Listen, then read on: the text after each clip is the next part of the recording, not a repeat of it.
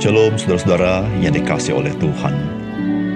Kata menyesal itu merupakan kata yang tidak menyenangkan, bukan? Menyesal itu terjadi setelah peristiwa itu terjadi dan kita tidak bisa memperbaiki atau mengulangnya. Oleh karena itu saudara, penting kita sebagai orang percaya harus setiap hari bercermin. Tentu maksud saya bukan bercermin di hadapan cermin kaca, namun bercermin di hadapan firman Allah.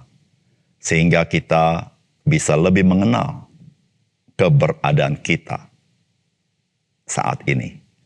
Salam jumpa dalam program Tuhan adalah Gembalaku. Saudara, kita pernah mendengar kata terlena.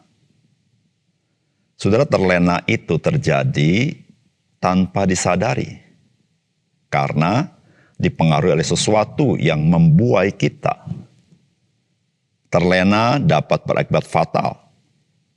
Terlena itu selalu kita nikmati, tetapi ada terlena yang kurang bahaya, tetapi ada terlena yang sangat berbahaya.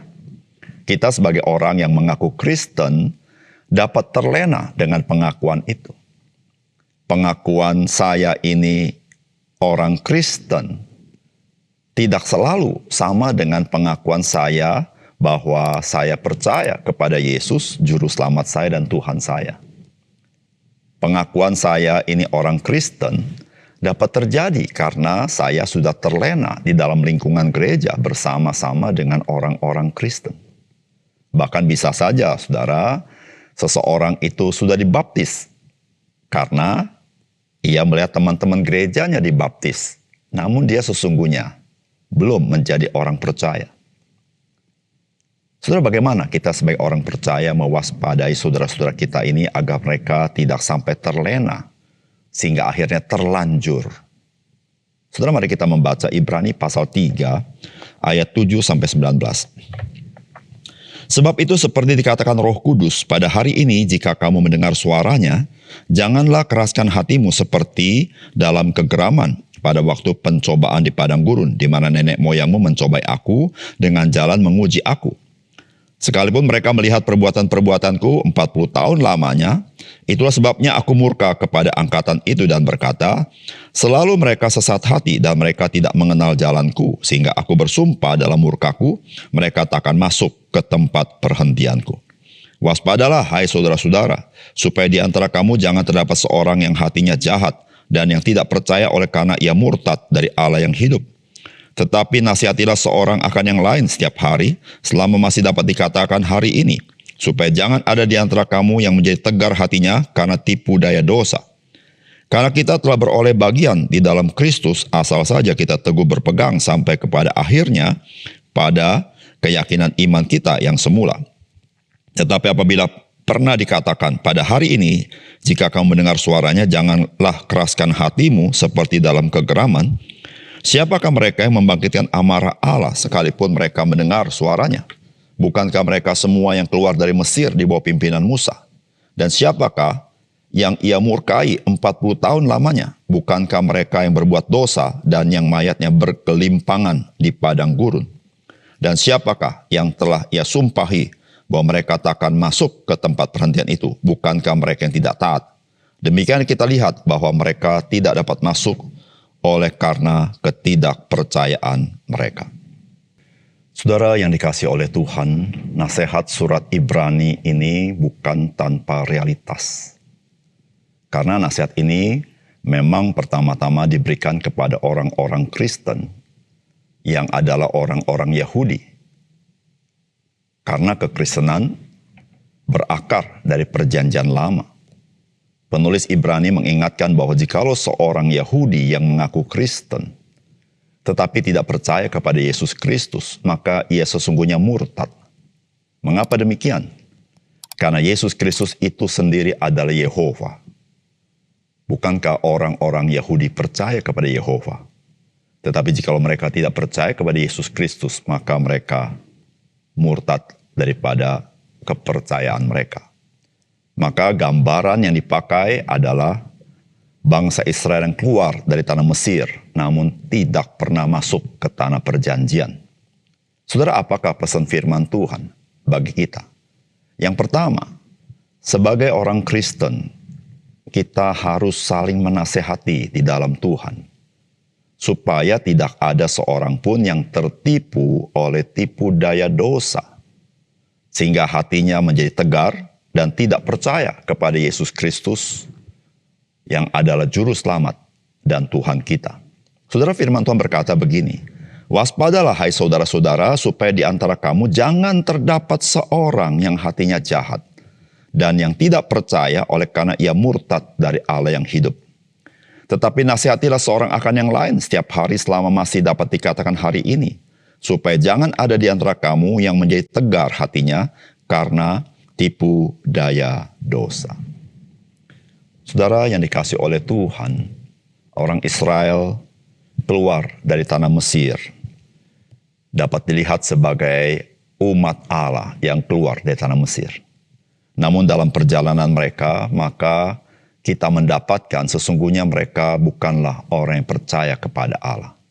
Sehingga pada akhirnya saudara, mereka itu tidak masuk ke dalam tanah perjanjian, yaitu yang mereka keluar tanah Mesir.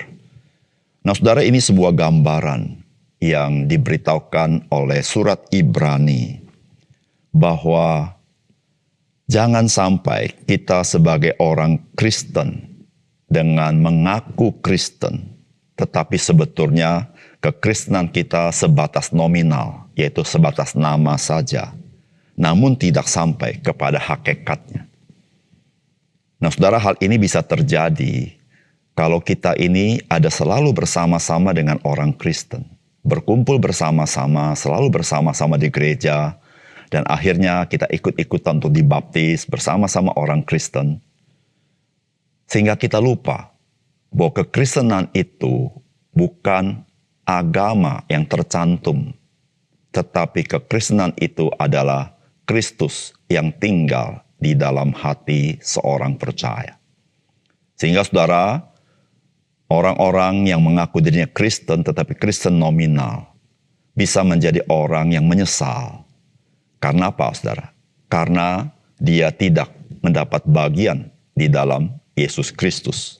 Nah oleh sebab itu saudara, mengapa firman Tuhan selalu menasihatkan kita agar kita masuk dan terlibat di dalam persekutuan orang-orang percaya. Dan kita saling menasihati tentu dengan firman Allah. Sehingga melaluinya saudara, jikalau ada orang-orang Kristen yang sifatnya nominal ini, di dalam anugerah Tuhan, Roh Kudus mencelikkan mata rohaninya, dan dia menjadi orang yang sungguh-sungguh anak-anak Tuhan. Oleh karena itu saudara yang kasih dalam Tuhan, kita sebagai anak-anak Tuhan, marilah kita saling menguatkan satu sama lain, saling menolong satu sama lain, menyampaikan firman Allah, memberitakan kabar baik juga kepada orang-orang dekat dengan kita, yang selama ini mungkin bergaul dengan kita. Karena saudara, ada orang-orang tertentu yang tersamarkan seperti orang Kristen, tetapi sesungguhnya dia belum dilahirkan kembali. Yang kedua, ingatlah bahwa keluar dari tanah Mesir tidak sama dengan masuk ke tanah perjanjian. Keluar dari dunia, masuk ke gereja tidak sama dengan memperoleh bagian di dalam Kristus. Dan memperoleh bagian dalam Kristus itu nyata ketika kita taat kepada Kristus karena kita mengasihi Kristus. Saudara, firman Tuhan berkata begini, karena kita telah beroleh bagian di dalam Kristus, asal saja kita teguh berpegang sampai kepada akhirnya pada keyakinan iman kita yang semula. Tetapi apabila pernah dikatakan pada hari ini, jika kau mendengar suaranya, janganlah keraskan hatimu seperti dalam kegeraman. Siapakah mereka membangkitkan amarah Allah sekalipun mereka mendengar suaranya? Bukankah mereka semua keluar dari Mesir di bawah pimpinan Musa? Dan siapakah yang ia murkai 40 tahun lamanya? Bukankah mereka yang berbuat dosa dan yang mayatnya berkelimpangan di padang gurun? Dan siapakah yang telah ia sumpahi bahwa mereka tak akan masuk ke tempat perhentiannya? Bukankah mereka yang tidak taat? Demikianlah kita lihat bahwa mereka tidak dapat masuk oleh karena ketidakpercayaan mereka. Saudara yang kasih dalam Tuhan, ketidakpercayaan akan nampak di dalam pelbagai bentuk kenyataan dalam kehidupan seseorang. iman kepada Kristus juga akan nampak di dalam pelbagai aspek kehidupan seseorang. Saudara, iman itu tidak dapat disembunyikan. Tidak percaya juga tidak dapat disembunyikan. Saudara, orang-orang Israel yang keluar di tanah Mesir, itu tidak sama dengan mereka masuk ke tanah perjanjian. Saudara, sebagai orang percaya, kita bisa melihat apakah saya memiliki kepercayaan yang sejati. Dari mana saya bisa melihat? Yaitu saudara, apakah engkau dan saya memiliki kasih kepada Kristus, dan kasih itu nyata di dalam ketaatan kita kepada Kristus secara absolut. Saudara, jikalau engkau percaya kepada Kristus, karena kasih Kristus yang menggerakkan engkau, saudara, engkau pasti akan mengasihi Dia dengan mentaati Dia. Saudara, itulah buah yang nyata. Namun saudara, jikalau kita mengaku diri kita Kristen, kita mengaku saya percaya Yesus, namun saudara, tidak ada kenyataan saya rela membayar harga bagi Dia. Saya mau taat sepenuhnya kepada Dia. Saya mencintai Dia. Itulah yang menyebabkan saya taat kepadanya. Jikalau tidak ada itu, saudara. Saudara, mari saudara, rendahkan hatimu. Mari bercermin di hadapan firman Allah. Dan kita belajar introspeksi diri. Dan mohon Roh Kudus mencelikkan mata rohani kita. Saudara yang kasih dalam Tuhan, jikalau masih bisa dikatakan bagi kita pada hari ini, saudara, artinya apa, saudara? Artinya Tuhan masih memberikan kesempatan kepada kita untuk kita waspada kepada sifat yang terlena atau tersamarkan.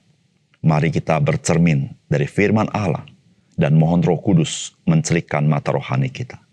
Saudara, jikalau engkau berkata, saya percaya Yesus, tapi engkau sama sekali tidak peduli dengan apa yang Tuhan Yesus inginkan. Saudara, engkau perlu introspeksi, bercermin dari firman Allah, dan dengan rendah hati mohon Roh Kudus mencelikkan mata rohani saudara. Mari kita berdoa. Bapa surga, terima kasih untuk kebenaran firman Tuhan. Terima kasih jikalau Tuhan berkata pada hari ini, jikalau engkau mendengar suaraku, jangan keraskan hati seperti pada masa kegeraman. Terima kasih kalimat firman-Mu memberitahukan kepada kami masih punya kesempatan agar kami tidak mengabaikan kesempatan itu sehingga kami menyesal. Tuhan, terima kasih untuk firman-Mu. Dalam nama Tuhan Yesus kami berdoa. Amin.